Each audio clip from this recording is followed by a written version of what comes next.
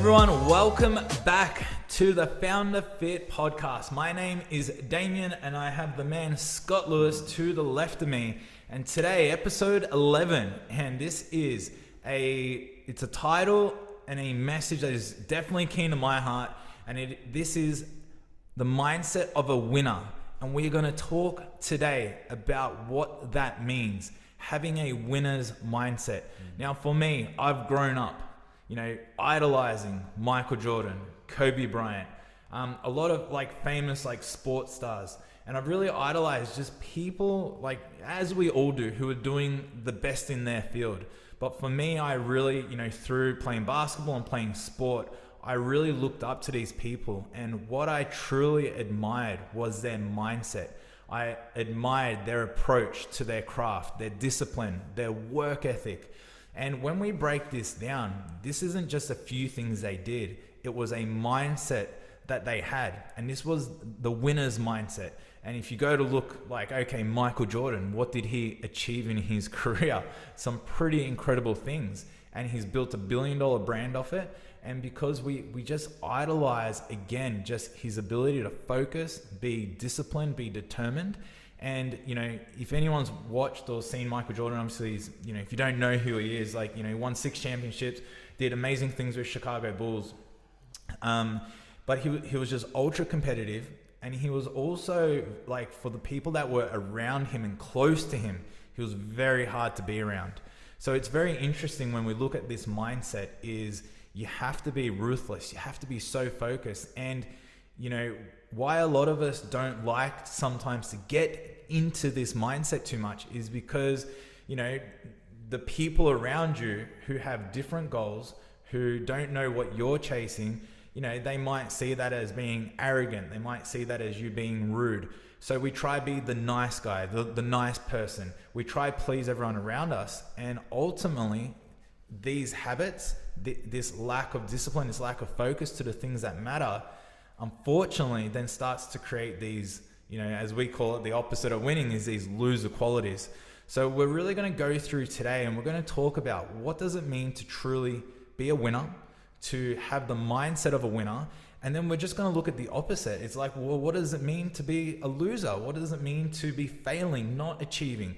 What are the characteristics there? Because if we can not only look to, what it takes to be a winner, but let's identify the things that also make you a loser. Because if you're doing those things, then it's really simple. We got to stop doing the loser things and we got to start doing more of the winner things. So super powerful episode today. Can't wait to dive into it. I'm going to chuck it over to Scott now. There you go. This is definitely one of my favorite things to speak about, and I guess what G's me up the most. And my favorite quote, I don't know who says it, but it's winners win. And ultimately, what does that mean?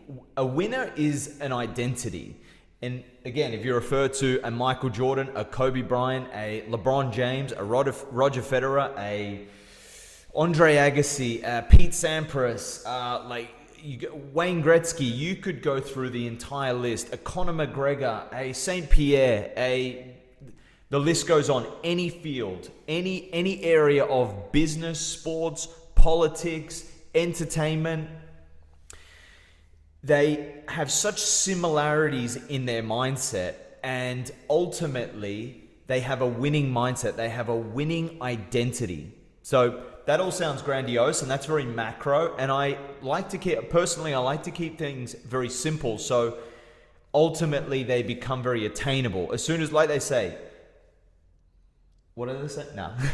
Like they say, what is it? Complication is the enemy of execution. I think it's something around that. But ultimately what it means to me, as soon as you complicate something, as soon as you make it too complex or too unattainable, too high level, the brain switches off and it won't even consider how to achieve it or how to attain it or what the next steps are. It literally just says too hard basket, and it will want to then move on to the next thing, whether it's a distraction or whatever it may be. But ultimately, winners win. So what we're going to do in this podcast is we're going to break down what that looks like. And like Damien said, we're also going to look at the opposite. Okay, well, how do winners act? What do they think? What do they say? What are their beliefs? What are their values? What are the things that make them winners? And ultimately, it's an identity. It's a mindset. It's who they believe they are. Because again, Tony Robbins 101 is we will always stay consistent with how we define ourselves. If we believe we are a winner, if we truly believe I always win, I either win or learn. And if I'm learning, I might have lost that fight, or I might have lost that deal, or I might have lost that team member, but it's all good. I'm going to work out why it happens. I'm going to improve that system. I'm going to improve that chink in my armor, that problem. I'm going to solve that problem, and I'm going to learn from it, and I'm going to come back and I'm going to win. I'm going to get the result. I'm going to make the sale. I'm going to hire a better talent team member, whatever it is. And ultimately, if you study winners, then you will notice very clearly that this is the type of identity that they all have. It's a famous saying that world champions or champions like a Michael Jordan, they see it well before it becomes true. They say it. Mike Tyson, I am the champ. I'm the world champ. I'm the best boxer that's ever walked the face of the earth. I am. And he said all of this well before he was a world champ. And he's not the only one. Pete Sampras, Andre Agassi, all of these guys, Eminem. It doesn't matter what you look at, who you look at. Every single one of these people believed that they were that thing before it was even in sight. And that is part of a winner's identity. So what truly makes a winner different? And, you have to see it, you have to believe it, you have to think you are. But there are so many people that can be, motivated. They can, say, I am a winner, and I do believe that. But then if we look to another form of language that we can say to ourselves is how we act. Now I love doing this because this is a real simple exercise that you can do straight away. Just start to think about like a winner. Start to think of that person that, it could be Michael Jordan, it could be anyone, whoever you idolize, but let's just think of what a winner looks like. How do they stand? How do they walk? What's their energy like? How do they speak? Do they speak confidently, or are they really quiet and you can't hear them? Do they bring energy when they walk into a room? There's a certain aura and there's a body language that a winner puts off, right? So you got to start to think to yourself, right? What is my body language? How am I acting? Am I acting like that winner? Because if we're not a winner, like what is someone who is not winning, someone who is losing, someone who is failing, falling behind, what do they look like? How do they roll out of bed in the morning? How do they walk into a room? What's their body language look like? We can picture it already. We can just see they'll be slumped over. They would, just look really awkward. They would talk really low volume. It's a totally different body language. And there are so many people that we're going through having this fight, this internal fight in our brain, trying to be like, I want to win and I want this. And you're just always trying to pump yourself up. But then you're walking around like slumped over. You're walking around like you've already lost. And, we do this all the time. We did it even before the podcast. Is like we pump ourselves up, we prime ourselves, we change our state. We've learned this through Tony Robbins. We do it in our Founder Fit course. We do a priming day, but it's really about, change your physiology, change the state you are. And it's like to be a winner's mindset, like Michael Jordan, I love Michael Jordan, so I'm going to refer to it again. He went on to achieve the most, success in basketball. And it's like every day he went to training. Do you think he would have walked into a training session? Like, I'm going to have a bad session today. I'm not going to do good. No way. He walked in there like, I'm going to make progress today. I'm going to train hard. No one's going to beat me. So we need to take this mindset, right, beyond just our thinking, and we need to put it into our physicality, our actions. Going to your next meeting, going to your next conversation, going to your next decision you have to make, right? In a winner's, not only mindset, right, but acting and moving like one. And that alone will start to change everything rapidly. For sure. Yeah, that's Tony 101. It's physiology first. It's The way that you move your body is the way that you will naturally then feel. If you go, you can't be depressed after a big workout, after a big run. It's not possible because of the biochemistry. So physiology first is what he says. And you are right. We make our move before our podcast, but I make my move just before, just randomly because, and what is that? Look up Tony Robbins if you're interested. But ultimately, it's a shift in physiology that basically stimulates your body and then stimulates naturally your mind and your mood. And it gets you in a state where you are ready to win. You're ready to take action. You're ready to break through. You're ready to take on challenge. You're ready to conquer. You're ready to make hard decisions. You're ready to do things that are uncomfortable. Essentially, that's only some of the ingredients of a winner, but these are the things that are, again, really define a winner. I wanted to touch on one key thing before I guess I went on that side quest, which is the number one thing that I noticed with winners, and again, studying thousands of them obsessively. I'm obsessed with it. I'm obsessed with it because I come from a background of losers. This is no disrespect to anyone, but I just come from, lower middle class. I come from the suburbs of Victoria, and they're not healthy places. Most people are, unfortunately, they're losing. They're struggling mentally, they're struggling in their relationships, they're struggling financially. And, that was my environment, and everyone seemed to be quote unquote losing. And so that got me obsessed with winners. Why, how come I'm losing? Why are people around me losing? But there's all these winners everywhere. What's the difference? And the number one difference that I found really early was their relationship with failure. Huge, massive. So what I want you to do is check in with yourself right now and ask yourself the question is, how do you feel about failure? How do you think about failure? What relationship do you have with failure? What was the last time you failed? What was it? Like, what happened? Did you lose a client? Did you lose a sale? Did you not get a result? Did your marketing campaign flop? Did a team member quit? Did you not get the promotion? Did you not make the money? Like, what happened? You know what I mean? You just think about that for a sec. Like, what happened? How did you then feel? What did that make you feel? And then what did you then think? What were the thoughts? What was the language? What were you saying to yourself in that moment? This sucks. I'm no good at this. I shouldn't be doing this. This probably isn't going to work. I'm no good at marketing. What was the conversation like? Because ultimately, when you can start to understand when you can take a step back, Jocko Willink says it, and we were talking about it the other day. It's called high port. It's the ability to detach emotionally and to look in like from afar, as if you're looking at yourself, you're self-auditing as a coach, and you're looking into the thoughts and the feelings and the language that you're telling yourself and feeling.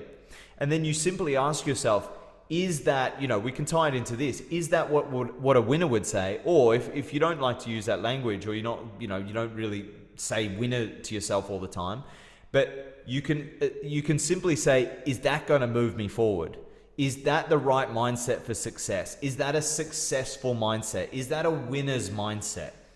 And ultimately, if you can start to do this consistently, you will find out very quickly why you are not getting what it is that you want. Because again, the number one trait or identity of a winner is a healthy relationship with failure. Why? Because the only way you learn is from failure. You don't learn from success. You can to a degree, but you really learn what doesn't work and what will cost you from failure. So you can avoid that and improve from that. So from this, my advice to you is this is the first thing that if you feel that you're not, or think that you're not in the position that you need to be, and you're not getting the results, the first thing that you need to check in with is your relationship with failure. But then when you don't get the result that you wanted, or you have you fail, what do you start saying to yourself? Because ultimately, it's literally in that moment which is going to make or break you. Huge, absolutely huge. And this ties into, this attitude really is a focus. And if you then start to focus on the feelings of the negative outcome, then you start to focus on what's not going right. And this like, again, I grew up again around people who, they were losing, right? And what I noticed is a trait of these people is they always focus on why it wasn't gonna work. They would always focus on the negative outcome. Yep. Instead of going, there's 5 things that could go right with this, they would tell you the 10 things that would go wrong with it. And there's a saying I really like. It's like, how many reasons do you need not to jump off a bridge? It's like, you only need one. But these people are masters at telling you the 10 reasons not to. It's like, got it, don't jump off, gonna die. It's like, that's all I need. But winners, they focus on the outcomes. Now, it doesn't mean to be naive and not see any of the downside. And that's where we got to, get ourselves, number one, out of that emotional state so we can logically look at situations. And, then we can apply great outcomes. And most of the time in business, you want to go big. And like when we say big, like you want freedom, you want time freedom, you want an abundance of money. These aren't things that just a little bit of work's going to do. You're going for it. You're going big and you want to go big. You want to live, an above average life, but you will not get there with the handbrake on, telling yourself the whole way, you're going to crash, you're going to crash, you're going to crash, you're going to crash. Eventually you're going to crash. So you have to, like, again, the greats in sports, in business, they are delusional in their certainty that they are going to win. And like Scott said, you got to have a great relationship with failure, because failure does not mean losing. It just, like in basketball, you got to win 7 games, best of 7. So they still won championships, losing a couple games, because they just focused on the next one.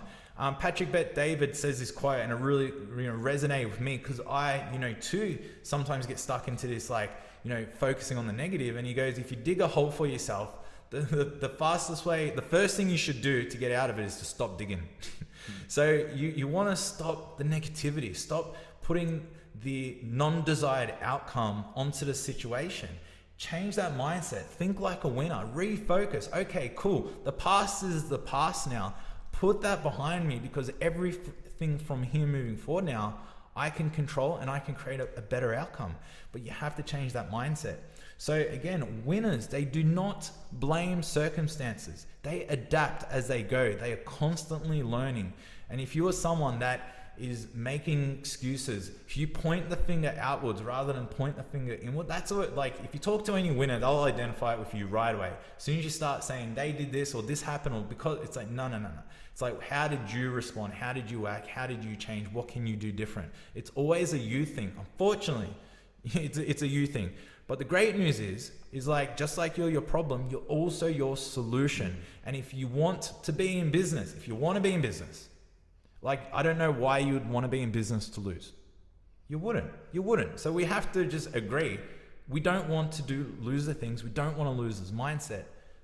It's a must. You have to learn to be a winner. You have to learn the traits. You have to learn, and you have to be able to identify when you are spiraling, when you are acting like a loser, and you have to quickly, grab it, reflect on it, and then, adapt. Amen. It just brought up I love this quote from Michael Jordan. We speak about him a lot. I'm a basketball fan, but I'm just a winners fan. I just love studying these people. But one quote that has always stuck with me, which is, and you've probably heard this one, this is from Michael Jordan. I've lost almost 300 games. 26 times I've been trusted to take the game-winning shot and missed. I've failed over and over and over again in my life, and that's why I succeed. It's just a perfect example of the relationship that winners have with failure. It's extremely important. It is the number one relationship that you need the number one relationship you need to create with failure. How do I say this? The most important mindset that you require is to have a high quality relationship with failure. That's what I hope that makes sense to you. But again, if you study the greats, you will notice that they all have that same relationship. And I know I just touched on this in my last point, but I just wanted to bring that up because it's just so powerful that when you listen to these people, they are all the same about the failure. And again, when I work with or I listen to people that aren't getting what it is that they want, straight away they blame. They blame instantly. The reason that they lost or didn't get it or it didn't happen or they didn't make it or whatever it may be, they always blame. And then when you study these high quality winners, they just do the complete opposite. So I guess I want to grab you and shake you a little bit and tell you that this is, before anything else, check in with this relationship in failure.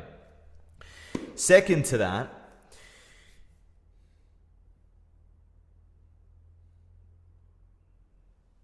another important thing that I want you to consider is, what are you doing every single day to build on this? You know, there's so many things that you can, I guess, reflect on. And we've got 10 podcasts out now, and it's like you can go through all of them and you can take it all on. But ultimately, winning is an identity. It's a mindset. It's who you believe that you are, right? So just get that for a second. Again, I've said this before. I'll say it a million times. And this is Tony Robbins 101. Humans will always stay consistent with how we define ourselves, with the identity that we have with ourselves. So the question becomes, again, without overcomplicating, without talking too much, without being too wordy, the question just becomes is how do you see yourself genuinely? How do you think about yourself? What do you say to yourself? Because ultimately that is what is going to define your future. Again, there's so many sales tactics and marketing tactics and AI tactics and all these tactics and skill sets that we're all chasing sort of somewhat aimlessly and somewhat randomly. But again, the most important part, I want to leave you with this. You have to understand who you believe that you are, genuinely, in your soul, in your nervous system. Do you believe that you are a winner? Do you believe that you deserve success? Do you believe that you are going to achieve the things that truly matter to you? I don't know what that is. Is it yachts and boats? And is it Lambos? Is it freedom? Is it family? What is it? What is it for you? But do you genuinely believe that you can do these things? Is it a part of your identity? Is it who you are? Are you a winner? That is ultimately the question that you need to ask yourself, and you need to get so clear and so confident and so certain that you are a winner. And until that day, it doesn't matter what marketing tactic or sales funnel or anything or software that you have, until you identify who you truly are. And it's exactly what we do at Founder Fit. So if you're unsure, the best thing you can do is book a call with us. The link's below. It is by far the number one. Again, we have worked with from mum and dads to CEOs to multi-nine-figure entrepreneurs.